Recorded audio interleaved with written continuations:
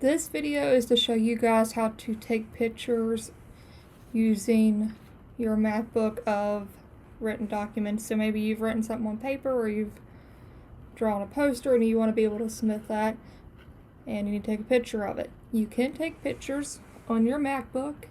They are not the greatest quality, so be wary of that, just because the camera on a MacBook is just meant to do little things like FaceTime. But you can get a fairly decent picture using an app called Photobooth on your MacBooks. So to get there, you're going to go to the launch pad, little rocket on the left hand side of your dock. You click it and it brings up your different apps.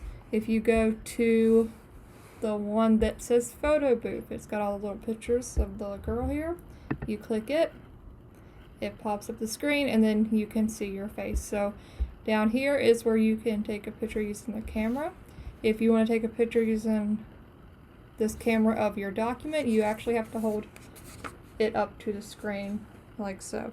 So you would post it up against the screen close as you can, and you see it's backwards, so that's okay.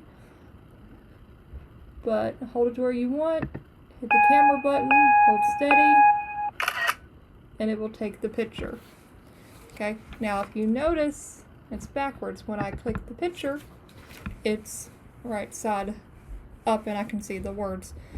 To make sure yours does that, up here on the top of the bar, when you go to edit, you want to make sure this is checked. It says auto flip new item, so it'll flip them to where the writing and things that you have are readable on your screen. But I have my picture here. I like it. If I want to save it out of Photobooth, I make sure it's selected. I use 2 fingers to tap the touchpad, and I hit export. Okay, I can type a name. We're going to call it welcome, and then I can save it in different spots. So I'm just going to save this in my pictures.